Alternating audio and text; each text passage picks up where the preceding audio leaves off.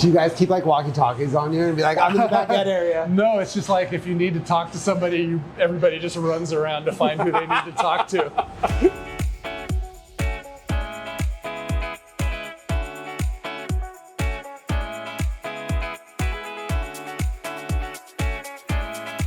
My name's Steve Sullivan. My wife and I started the Acme Bread Company in 1983, and we're supplying bread to restaurants and stores in the Bay Area. If we're talking about a tour, we'll start where I first showed them, Sure. which is basically where we keep the flour.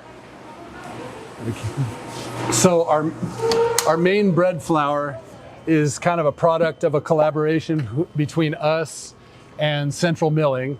Okay. So we work with them to select which wheat each year is going to go into the blend. And over the course of the year, we have maybe 4 blends that rotate like, every few months, because there's not enough of any one version to hold through the entire year or any place to store that much. Okay. So they mill it in Utah and then they bring it here, and each week they fill one of these silos. Each week? Yeah. Each week, that's how much you go through. Dang. Yeah. And that's the main bread flour. Then there's another 10 to 15% between all the different whole wheat and rye and other flours. Oh my gosh, that's crazy. Yeah. So that's where we store our flour. It didn't used to be. We used to just use bags, but wherever we can, we try to eliminate onerous physical labor as much as possible. So how's it get out of there? So I would assume you load it going into this? Yeah, a truck comes and pumps it in through that tube there. And then if we go in here, so you see this tube here? So in here's our mixing room. So this is where we mix dough. You see how that tube exits the room up there. Cool. So up there, outside on the roof, there's a suction fan. So it sucks the flour from the silo through this tube, through the sifter, to get, in case there's any object or grit or anything. Deposits it in the hopper of this weighing device, and then the baker empties it into the mixing bowl. And then does that sift it as well? No. So the sifting process in home baking is designed to achieve a specific kind of average density, as well as remove any, whatever that might be in your flour. Yeah. It's not related to the process. So if you're baking bread and you know the weight of flour that you need, there's no real utility to sifting it for bread baking. So this is just to make sure it's pure. Right. And then it just dumps out by gravity into here. So this is going to be one of our herb breads. So you can see the pouliche starter. So that's a slurry, a sponge that's been fermenting for 12 to 14 hours. Okay. And the flour and the herbs and the olive oil. So good. So in a few minutes we'll be mixing that, and then the biggest KitchenAid I've ever seen. Yeah. And then the baker will move it over onto this elevator. Okay. And dump it out onto this table. Sure. And then cut it out into the right size pieces to go in either these small bins or those larger bins to go through the fermentation process. And is that so? That'll be based off of weight then? Yeah. Well, he'll put one on here, weigh it, set up another, put another one on top, zero it out, weigh, so he ends up with a stack of not that full. We don't put full stacks. Don't go that high. That's just empty stacks. Just like that. Yeah. Whew, that looks like a nightmare if that fell. Yeah. Well, it's loud even if there's nothing in it. Sure. I started baking bread as a hobby after reading a book that got me inspired to think that maybe I could learn how to bake good bread. Eventually started making the bread for the restaurant that I was working at, Chez Panisse in Berkeley. Eventually the bread baking kind of outgrew the restaurant, and a lot of other people wanted bread like the bread we were making back in 1983. And so my wife and I opened a little bakery to bake bread for our friends who had restaurants and food stores. So once the mixer has mixed all the dough, it has to ferment, because time and space are really some of the most important things to making bread that's not average. So what time do you normally like start? We never stop. 24 hours a day. No way. Yeah. There's a little period right after Christmas Day where maybe there's nobody working, but other than that, it's round the clock. Well, then you're playing catch up. Yeah. Whoa. So anyway, you want all of these doughs ferment. After they're mixed, they ferment for some significant number of hours. Yeah. So their first step after the mixing is into one of these little chambers. We have a couple of them where we maintain kind of a fixed temperature around 80 degrees. So you circulate air from the top to the bottom, so the bottom ones are similar temperature to the top ones. Okay. So the bread ferments in here for as long as we have determined it should. Then at that point, it comes in here for an extended cool fermentation. So you can see those over there. This is just like, refrigerator temperature. Okay. So that slows down the fermentation. Sure. And it enhances the flavor of the dough, because in the fermentation, you're producing acid and you're producing alcohol. And the bread is primarily protein. Okay. So it's kind of like marinating. Yeah. Like you throw some wine and just like, I need a little of this, a little of that. So that's why a long fermentation makes the bread better. Okay. Because it increases the flavor of the bread. It also improves the ability of the bread to hold moisture. If you make bread really quickly with a lot of yeast, it dries out very quickly. Yeah. Although done that at home. So the question came up earlier, well, is it like the longer the better for this fermentation? And the answer is no. Again, you can look to marinating, like if you're making ceviche or something and you mix your fish, toss your fish with your flavorings and your lime juice or whatever, and you eat it an hour later, it's wonderful, right? Yeah, So you let that sit for a day, and all of a sudden the protein starts to break down. So that same thing happens in the bread structure. If it ferments too long, the acids start to degrade the protein, so it doesn't hold the carbon dioxide as well. So then, after the bread ferments in there, it will come back here to bring the temperature back up to handling temperature, because the bread won't really start to rise until it gets up above about 64, 65 degrees. So they all come back out here, and we call it tempering, so bringing it up to the right temperature. And then at that point, all the bread is formed, pretty much all of it by hand, in here. We divide it up. It's such a science. Divide it up into these, so you saw those boxes of dough, right? Right. So you dump one of those boxes of dough in here. This will divide it into 20 equal sized pieces. Then you transfer those onto boards on a rack. And then the guys form them by hand. Most of our bread here rises either in baskets or in cloth-lined baskets, like the large pain au levain rise in these cloth-lined baskets here. But there are other breads that rise, like baguettes and batards, rise between folds of cloth on these racks. The thinner baguettes just rise on these little cloth conveyors. So like the ones that we do that are like yay big around, that's a thinner baguette? If they're a baguette, yeah. So those will rise on here, and then we just transfer them, like it's kind of like a tablecloth. The bread will be on here, right? Right. That's marking how long it's supposed to be, and you'll want it to be here, so you go like that, and it deposits it there. Only the place you're depositing it isn't there, because it's not going to bake there. Yeah. You're depositing it. And then full circle, we're right back here. Yeah, you're depositing it here, and then this loads it into the oven in pretty much the same way. And then how long does it take to be done? Sour baguettes, 21 minutes. Sweet baguettes, 22 to 23 minutes. Yeah. Okay. We'll put this back. 20 minutes, you got bread. So Wow, sort of. So a lot of the breads, when they're about at 80% risen there, actually go back into there to slow down the fermentation and extend it some more. Okay. And then they come back out and come up to temperature, you know, out here in the vicinity of the ovens. Right.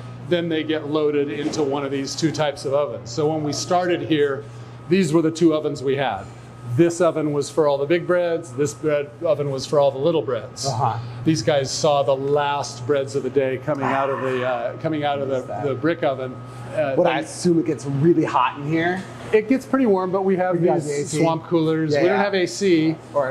Someday we may need it as the climate warms, but we have swamp coolers and exhaust fans. So we exhaust, you know, as much as we can of the hot, steamy air and replace it with cooler air. That's super cool. So so this was what we had when we started, and then so it comes all the way through here, and then all of the bread at that time had to come through this little door because structurally there was no way to avoid all of the bread. All of the bread. But it was just those two ovens at the time. It was just those two ovens. So this was our like order packing area. And then in this area, it was actually kind of a garage for the house that used to be above. And this is where we stored wood for that oven, because at that time it was a wood fire. It was wood fired. Yeah. Dope. So then we bought, like the bakery came to here. Okay. But we were able to buy this property here, which is where, so we built everything between that wall and this wall from the ground up. So the mixing had been over there by the walk-in, but we gave it its own room here. We put in another one of the deck ovens, and easier to get the bread out through these big doors. Yeah. And then right next door, there had always been this welding and fabrication shop, which was really great because if we needed something fixed, there they were. Yeah. But they went out of business, and they wanted to sell their building. So we were really like creative, and we thought, oh, we'll buy that and we'll put in another loading dock area, another oven area, another proof box. And so we built this part. And then fortunately we were also able to buy that lot over there so we could keep our trucks. But yeah, so this is expensive. But that's, you know, like we started with the original part in 1987, and then we were able to buy the little house that was on that property just a few years later, but then it was like 1990s when we built that part, and then it was about 10 years after that, around 2006, 2007, when we bought this part. So we've got, you know, similar kind of thing, just another oven, another proof box. Wow. Right now we're, Lisa, that I think they saw out of the corner of their eyes. Was that like cranberry walnut bread? No, this is for cookies. So every week in our retail shops, we have what we call a Bakers Against Racism bake sale.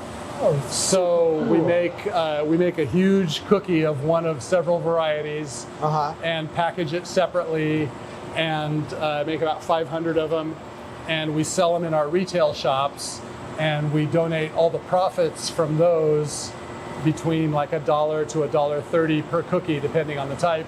Oh, there's Lisa. Hello again. To different anti-racism groups in the Bay Area, like generally groups that are either African American focused, Native American focused, Asian anti-hate groups, and South Central American support groups. That's super cool. The thing I love about this is the fact that it's like such a huge operation, but with such like local small town vibes to it too. Like you give back to the community just as much as like you gain, and that's super cool. That's very freaking cool. Yeah, it started during the pandemic. Somebody kind of nationwide started this thing, like a Bakers Against Racism thing. And restaurants all over the Bay Area and bakeries did this like one day thing. But we kind of got into it and just decided to do it every weekend. Yeah, and why not? So why not? People love sweets. every time we've expanded, so from our original bakery to here, and then from here to Mountain View, when we opened our South City Bakery, we've had new folks from within our staff become managing shareholders of the new facility. So Lisa's husband, Rick, was one of the original new managing shareholders when we bought this facility. Okay. He and another baker of ours named Doug, every time we've expanded, we've had a group of folks who came into management and became part owners of the company, one means or another, so that it wasn't like a total pyramid of just me and my wife and everybody else. And then everybody, yeah. And so one of the great things about Rick was that he brought Lisa with him and she's an incredible pastry and cake baker. Okay. So she kind of got the whole ball rolling on these Bakers Against Racism cookies, because we were developing these real like elaborate things that we were going to try and sell, but there was no way to sell them for enough to have profits to make a profit to donate. And it was the pandemic, so we couldn't really afford to just donate all the money from them. So she came up with these group of cookies that we could make pretty efficiently. Yeah. And so so she's been spearheading that product, that process. Well, that's awesome. Anyway, and then there's laundry. And then there's laundry. Do you guys just like self-sufficiently like take care of everything on site, like even like your laundry and stuff like that? We do our laundry for the most part. We have mechanics and do most of our own repairs, some of our own fabrication. Just depends. If something goes beyond what our guys can do, then we call other people. Yeah, for sure. But I learned early on that a lot of at least in our first bakery, a lot of the repairs could be done in 20 minutes with a Swiss Army knife if you had the part. Yep. And so especially if the part is 2 weeks away in Europe, it's better to have the part on hand. Yeah. Well, then on top of that too is like, the part is like the cheapest part of it. Yeah. It's the labor that always gets you. So if you've got something to do the labor that it's for free, then why not? Yeah. Exactly. So you save yourself a ton of money that way too. That's super cool. Yeah. That's awesome. So anyway, Really cool. So this is kind of the extent. Here's the production area. This is the second new production area that we made here.